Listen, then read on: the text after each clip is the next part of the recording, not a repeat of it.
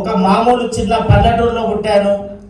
కానీ ఈ హైదరాబాద్లో ఇదే రియల్ ఎస్టేట్ ఇండస్ట్రీలో కోట్ల రూపాయలు సంపాదించాను ఫ్రెండ్స్. అసలు నేను ఇండస్ట్రీలో సక్సెస్ కానికే ముందు చాలా ఫెయిల్యూర్స్ అనుభవించాను ఫ్రెండ్స్. ఆ ఫెయిల్యూర్స్ అనేది ఏంటో మీరు తెలుసుకుంటే ఇక్కడ ఈజీగా మీరు కూడా సక్సెస్ అవుతారు.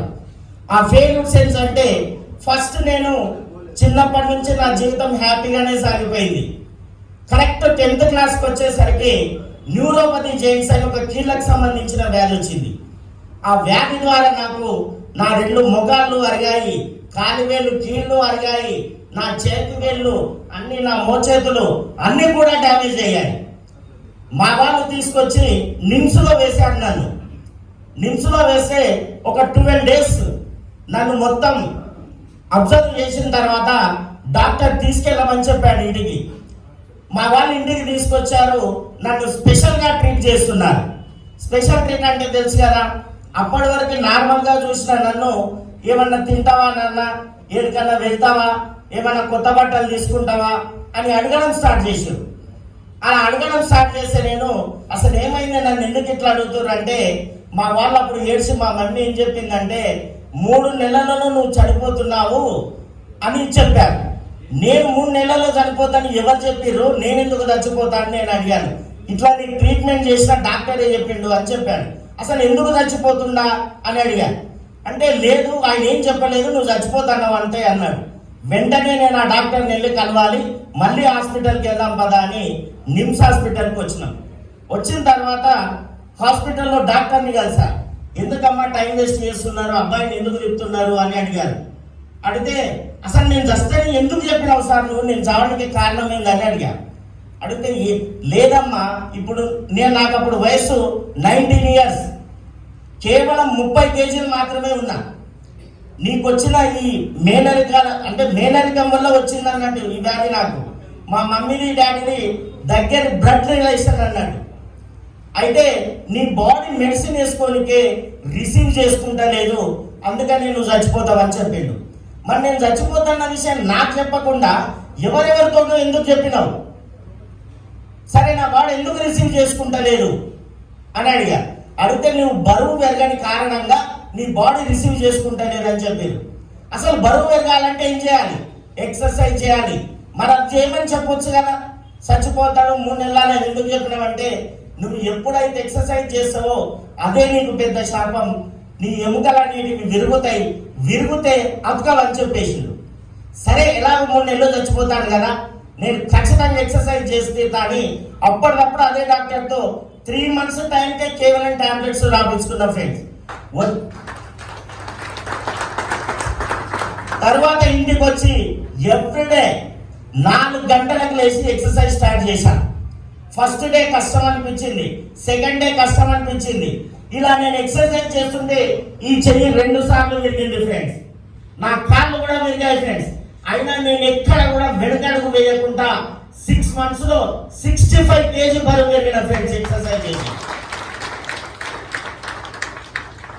ఇక్కడ మా వాళ్ళు చనిపోతామని చెప్తే నేను ఎలాగో చనిపోతాను ఫిక్స్ అవ్వలే. అసలు ఎందుకు చచ్చిపోతా అంటే, మనం ఇట్లా ఎక్కడైనా మనం సక్సెస్ అవుతలేము అని అనిపిస్తే అసలు మనం ఎందుకు సక్సెస్ అవుతలేము, దేని కారణంగా సక్సెస్ అవుతలేము అని అడిగిన వాళ్ళు ఏ ఫీల్డ్ లోనైనా సక్సెస్ అవుతారు ఫ్రెండ్స్. ఈ విషయం నేను మీకు అందుకే చెప్పిన. ఆ తర్వాత బతికాను. బ్రతికిన తర్వాత ఊళ్ళో అందరు ఉంటారు కదా, కామన్ ఉంటారు, ఏం పాటి ఏం ఉండదు. ఆ బ్రతికింది కానీ ఏం పని చేసి బతుకుతాడు, ఏం పని చేయలేడు, ఆల్రెడీ కాళ్ళు చేతులు ఉండవైనాయి, ఈయన ఏం చేస్తాడని కామెంట్లు చేయడం స్టార్ట్ చేశాడు. అప్పుడు నేను అస్సలు కుంగిపోలే, ఎందుకంటే నేను ఏ పనైనా చేయగలను, ఆ విషయం నాకు తెలుసు. నేను చాలి బై బర్త్ మాకు వడ్రంగి పని వచ్చు, అదే వడ్రంగి పని నేర్చుకొని పని చేయడం స్టార్ట్ చేసిన. తర్వాత ఏమైంది, ఓన్లీ నా సామ్రాజ్యాన్ని మా ఊరికాడికే విస్తరించదలుచుకోలేదు, ఇంకా ఊర్లలోకి వెళ్ళాలి. నా డ్రీమ్స్ ఎక్కువ, నేను చాలా డబ్బు సంపాదించాలనే కోరిక నాకు బలంగా ఉండేది. అప్పుడు నేనేం చేసిన, ఊర్లలోకి విస్తరించాలంటే నేను బండి కొనుక్కోవాలి, కానీ 3-వీలర్ బైక్ కూడా నాకు ఇచ్చేది కారణంగా నడపలేను. సరే నేను బయటికి వెళ్ళాలంటే బండి ఉండాలి. వెంటనే హోండా షైన్ బండి తెచ్చి ఇంటికాడ పెట్టుకున్నా. అందరూ నవ్విర్రు, వీరేంద్ర పిచ్చోడా 3-వీలర్ నడపలేడు, హోండా షైన్ బండి కొనుక్కున్నాడు, ఏడిపోతాడు వీడని నవ్విర్రు ఫ్రెండ్స్. నెక్స్ట్ డే 4,000తో ఆ బండికి డ్రైవర్ వచ్చింది ఫ్రెండ్స్.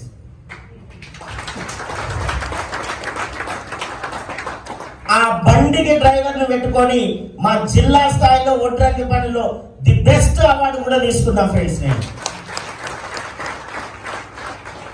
ఆ తర్వాత మళ్ళీ విధి పరీక్ష పెట్టింది. కాటమేలే జస్ట్ పరీక్ష పెట్టింది. ఎందుకంటే నువ్వు వీడుంటే ఇదే వేలల్లో ఉంటావు, నువ్వు లక్షలు సంపాదించాలి, బయటికి వెళ్ళాలన్న ఉద్దేశంతో నా చెయ్యి మిషన్ లో బట్టి డ్యామేజ్ అయింది ఫ్రెండ్స్. మళ్ళీ చేస్తున్న పని కంప్లీట్ గా ఆగిపోయింది. అస్సలు భయపడలే, ఎందుకంటే నాకు గట్టి నమ్మకం, ఇది కాకపోతే ఇంకోటి చేస్తా అన్న నమ్మకంతో నేనేం చేసినంటే హైదరాబాద్ బస్ ఎక్కా. హైదరాబాద్ వచ్చి ఏదో పని చేయాలి అంటూ ఈ పని ఆ పని అని అటు ఇటు తిరుగుతున్నా. అలా తిరుగుతున్న తరుణంలో సాక్షాత్తు ఆ దేవుడే వచ్చి నాకు లిఫ్ట్ ఇచ్చి ఈ రియల్ ఎస్టేట్ ఇండస్ట్రీని పరిచయం చేశాడు ఫ్రెండ్స్. ఆ దేవుడు ఎవరో తెలుసా? మన ముందున్న మన సింగిరెడ్డి నిరంజన్ సారే నాకు రియల్ ఎస్టేట్ ఫీల్డ్ పరిచయం చేశారు.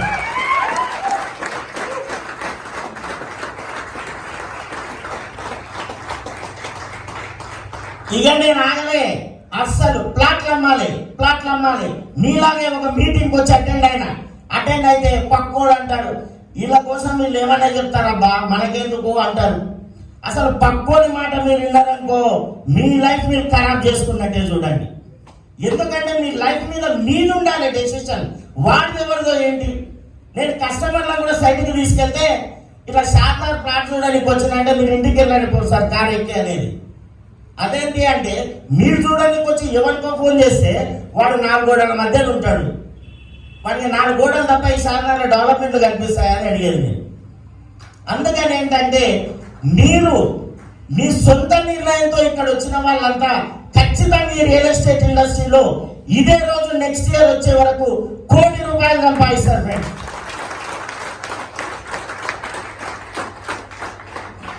ఇండస్ట్రీలో అడుగు పెట్టా, రియల్ ఎస్టేట్ ఇండస్ట్రీలో అడుగు పెట్టినప్పుడు ఇదే మీటింగ్ లో నాకు మాట చెప్పారు, ఎవరైతే ఈ మీటింగ్ విని ఖాళీగా కూర్చోకుండా ఇంటికి వెళ్ళి 100 మందికి, మన ఫోన్లో కాంటాక్ట్స్ ఉంటాయి కదా, కనీసం 200-300 ఉంటాయి కదా, 100 మందికి ఎవరైతే కాల్ చేస్తారో వాళ్ళు సక్సెస్ కాకపోతే నా పేరు మార్చుకుంటానని మా గురువు గారు అన్నాడు.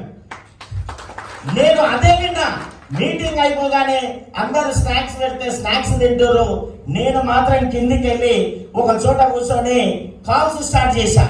కరెక్ట్ 18th పర్సన్ నాకు కస్టమర్ దొరికిండు ఫ్రెండ్స్. అంతే. ఆ తర్వాత మా గురువు గారికి కాల్ చేశా, ఇట్లా నాకు కస్టమర్ దొరికింది సార్, ఏంటి పరిస్థితి? నువ్వు ఆయనకి ఏం చెప్పకు, 15 నిమిషాలు అపాయింట్మెంట్ తీసుకో అంటే అపాయింట్మెంట్ తీసుకున్నా. తీసుకెళ్ళడం, అక్కడ ప్లాన్ చెప్పడం, ఆ ప్లాట్ క్లోజ్ అవ్వడం. ఈ ఫ్రైడే నేను జాయిన్ అయితే నెక్స్ట్ ఫ్రైడే వరకే 45,000 వచ్చింది ఫ్రెండ్స్. ఫుల్ ఉత్సాహం వచ్చేసింది. ఇంకా నాకు తిరుగులేదు, వారానికి 45,000 వస్తాయనిపించింది. ఏం చేసి చుట్టాల సర్కిల్ ఉన్న రిచ్ పర్సన్స్ ఉంటారు కదా, వాళ్ళకి కాల్ చేసిన అన్నది, నువ్వేంది, నీ కథ ఏంది, రియల్ ఎస్టేట్ చేస్తావా? తాగుబోతులు, తిరుగుబోతులు, పని మాట లేనోడు చేస్తాడు పని. మీ నాయనేంది, మా డాడీ పెద్ద పురోహితుడు, ఆయన ఊరు 20 ఊర్లు మొత్తాయి ఆయన కాళ్ళు. నువ్వు ఇట్లా చేస్తుంది, ఎవడన్నా నుంచి ఏమన్నా అయిందనుకో, ప్లాట్ రిజిస్ట్రేషన్ కాలేదనుకో, డాక్యుమెంట్లలో ప్రాబ్లం వచ్చిందనుకో, ఇదనుకో అదనుకో, వాడు వచ్చి పెట్రోల్ పోసి అమ్ముకుంటాడు అనుకో, భయపడిపోయినా అంతే. ఇక మళ్ళా ఇంట్లో అడగట్లే 3 నెలలు సార్ ఒకటే ఫోన్ చేస్తాడు, చారు ఏమైంది, నేను ఎత్తా. ఎందుకు ఎత్తదా? మస్తు పరువు ఇంకా కింటలు ఉంది, పైసలు ఏం లేవు, 0. మళ్ళా తర్వాత ఏమైంది, నాకు 45,000 కావాలి. ఎవరిని అడిగినా ఇస్తలేరు. సార్కే ఫోన్ చేసిన, ఇస్తే కానీ నువ్వు ముందు ఆఫీస్కి రా అన్నాడు. పోయిన ఆఫీస్కి పోగానే నువ్వు మంచి బంగారం లాంటి భవిష్యత్తును ఎందుకు నాశనం చేసుకుంటున్నావు, ఏమైంది అని అన్నాడు. అంటే సార్ నాకు ఇలా అవమానం జరిగింది, నాకు చీ అనిపించింది, అందుకనే నేను ఈ ఫీల్డ్ నేను చేయలేకపోతున్నా. మరి నాకు హైదరాబాద్లో చుట్టాలని చెప్పాలంటే, తెలిసిన వాళ్ళకి చెప్పాలంటే ఇబ్బంది ఉంది, మరి ఎట్లా బిజినెస్ చేయాలి సార్ అని నేను అడిగితే ఈ హైదరాబాద్లో నీకు తెలిసిన వాళ్ళు ఎక్కువనా తెలియని వాళ్ళు ఎక్కువనా అన్న క్వశ్చన్ వచ్చింది. తెలియని వాళ్ళు ఎక్కువ అని చెప్తా, అక్కడే నీ బిజినెస్ ఉంటారన్నాడు. అంతే, వాళ్ళని ఎలా పరిచయం చేసుకోవాలని ఆలోచన స్టార్ట్ చేసిన. ఇక 1-2 రోజులు రెగ్యులర్ ఆఫీస్కి వెళ్తే కొందరు మంచిగా కాపు చేతులు సరిగా. మీరు ఎంత అదృష్టవంతులో తెలుసా బ్రదర్, ఈ ప్రపంచంలో ఎవ్వరు ఇవ్వలేనిది ఆ భగవంతుడు మీకు ఇచ్చిండు, కాళ్ళు చేతులు ఆరోగ్యం.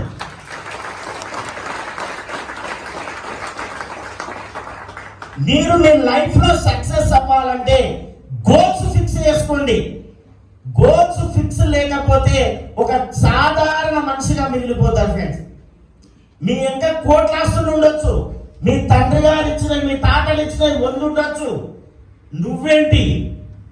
నువ్వేం సంపాదించినావు? భావదారిద్ర్యం అని అంటారు తెలుసా ఫ్రెండ్స్? భావదారిద్ర్యానికి అర్థం తెలుసా మీలో ఎవరికైనా? భావదారిద్రుడు అంటే తిండికి తిప్పలకు లేకపోయేటోడు కాదు. వచ్చే జీతంలో ఈఎంఐలు మంచి కడుతూ వచ్చిన సంపాదనలో ఉన్నంతలో బతికేటోడు భావదారిద్రుడు. వాడి వల్ల ఎవ్వరికి ఉపయోగం లేదు, వాడు తప్పింగోడు బాగుపడడు. అదే డెవలప్ అయ్యే పర్సన్ ఎట్లుంటాడో తెలుసా? 10-20 లక్షల భారాన్ని నెత్తిన పెట్టుకుంటాడు, 10 మందికి దారి చూపిస్తాడు.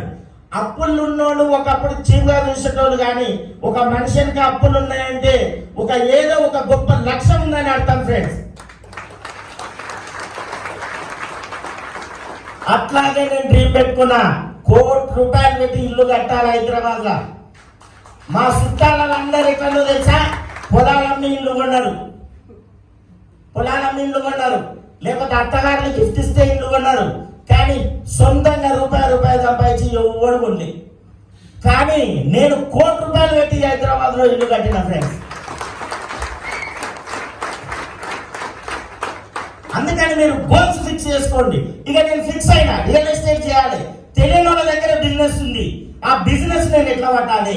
కాళ్ళు చేతులు ఉన్న వాళ్ళంతా డోర్ టు డోర్ మార్కెటింగ్ వెళ్ళి బిజినెస్ చేస్తారు. అమ్మాయిలు టెలికాలింగ్ చేస్తారు. మరి నాకేమో హిందీ, ఇంగ్లీషు, తమిళం, కన్నడ, మలయాళం ఏది రాదు, తెలుగే వస్తుంది. ఒకరిద్దరికి ఫోన్ చేసిన, ఏదో ఇంగ్లీష్లో అన్నాడు, ఊరి అమ్మాయిని ఫోన్ పెట్టేసిన. ఎట్లా మరి? నేనైతే ఆగలే. ఎక్కడ పోయి నేను నెలకు ₹1,00,000 సంపాదాలి, ఫస్ట్ నా గోల్. ఇక ఆగలే. నేను ఆలోచిస్తున్నప్పుడే నాకు ఒక వండర్ఫుల్ ఐడియా వచ్చింది ఫ్రెండ్స్. ఆ వండర్ఫుల్ ఐడియా ఎటువంటిదంటే, మీ అందరికి ఒక చిన్న టెస్ట్ ఫ్రెండ్స్. ఈ టెస్ట్ మీరు చేస్తే మీరు కూడా సక్సెస్ అవుతారు. ఇప్పుడు మీరందరూ ఇక్కడికి ఎలా వచ్చారు ఫ్రెండ్స్? ఈ మీటింగ్ కి ఎలా వచ్చారు? 2-wheeler, 4-wheeler. అదే మీరు వేరే కంట్రీకి వెళ్ళాలంటే ఎట్లా వెళ్తారు? ఫ్లైట్. మీరు ఇక్కడికి ఎలా వచ్చారన్నప్పుడు మీ బ్రెయిన్ మీకు ఫ్లైట్ గుర్తు చేసిందా? అదే మీరు వేరే కంట్రీకి అన్నప్పుడు మీ బ్రెయిన్ 2-wheeler కానీ, బస్సు కానీ, ట్రైన్ కానీ గుర్తు చేసిందా? అంటే మీరు లక్ష్యం ఎంత గొప్పగా పెట్టుకుంటారో మీ బ్రెయిన్ మీకు దారెట్లేస్తుంది ఫ్రెండ్స్.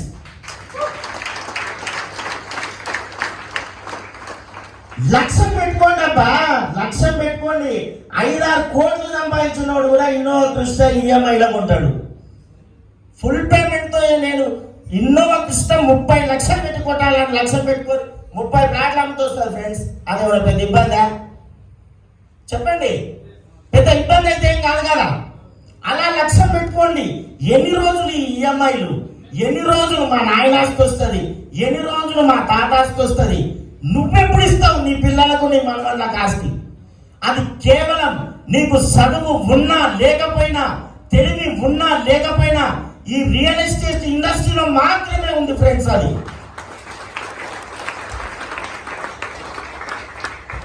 ఇక నేను నా లక్ష్యం ఫిక్స్ చేసుకున్నా. నా బ్రెయిన్ నాకు ఒక అద్భుతమైన దారి చూపించింది. ఆ దారి ఏంటో తెలుసా? నేను ఖాళీ ఉండపోయేది ఫ్రెండ్స్. రూమ్లో మాత్రం అసలు ఏం పని లేకుండా రూమ్లో అయితే ఉండపోయేది. ఉత్తనే రోడ్లలో లిఫ్ట్లో తిరిగేది. అట్లనే పరిచయం అయింది ఆయన నాకు. ఐడియా వచ్చింది, అరే నేను లిఫ్ట్ అడిగితే ఎవరైనా పరిచయం అవుతారు. లేకపోతే అంటాను, సార్ నీ పేరేం సార్ అంటే నీకెందుకు రా అంటాడు. అంతే కదా. మార్నింగ్ లేచి 8 గంటల రెడీ అయిపోయి నా రూమ్ ముందు నుంచే లిఫ్ట్. ఎవరో ఒకరు వస్తారు, బండి ఆపుతారు. ఎటు వెళ్ళాలి, మీరు ఎటు వెళ్ళాలి సార్? ఓరు గచ్చిబౌలి, ఓరు హైటెక్ సిటీ, ఓరు ఎక్కడెక్కడో. నేను కూడా అట్టే సార్, పొల బండి ఎక్కాను అంతే. ఎక్కినాక ఏం చేస్తుంటారు సార్, మీ పేరేంటి సార్, తిన్నారా సార్ అంటే నువ్వేం చేస్తుంటావు? నేను ఇన్వెస్ట్మెంట్ పర్పస్ ఓపెన్ ప్లాట్లు అమ్ముతా, తీసుకుంటావా?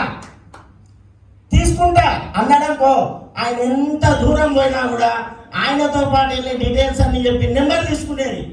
తీసుకోండి అంటే ఇక్కడ బండాపూర్ సార్ దిగిపోతాను నేను. అదేంటి వాళ్ళు కన్ఫ్యూజ్ అయ్యేది. అదేంటి నువ్వు ఇక్కడ బండాపూర్ దిగుతుంటున్నావు, మరి నాతో పాటు వస్తున్నావు అంటే, సారీ సార్ ఏమనుకోకండి, నేను మార్కెటింగ్ చేసుకుంటున్నా. ఎట్లా అంటే ఇప్పుడు మిమ్మల్ని ప్లాట్ తీసుకుంటావా అని అడిగిన, తీసుకోని అన్నారు. మీరు ఇక్కడ దింపిర్రనుకో వేరే వాళ్ళు నాకు లిఫ్ట్ ఇస్తారు, కస్టమర్ దొరుకుతారు సార్ అని చెప్పేది.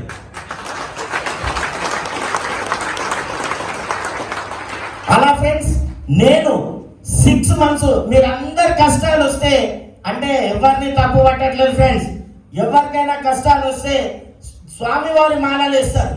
నేను మాత్రం వర్క్ మాల వేసిన. 6 నెలలు ఎవరు ఫోన్ చేసినా పోలే. 6 నెలలు ఉదయం మార్నింగ్ 8 గంటల నుంచి నైట్ 12 గంటల వరకు లిఫ్ట్లో తిరిగి 600 నెంబర్లు తీసుకున్నా ఫ్రెండ్స్. నార్మల్ మామూలు బండి కాడ నుంచి రేంజ్ రోవర్ కార్ వరకు లిఫ్ట్లో తిరిగిన, అదే రేంజ్ రోవర్ కార్ లిఫ్ట్ ఇచ్చిన పర్సన్ వచ్చి నాకు 30 లక్షల కమిషన్ బిజినెస్ చేసిపోయింది.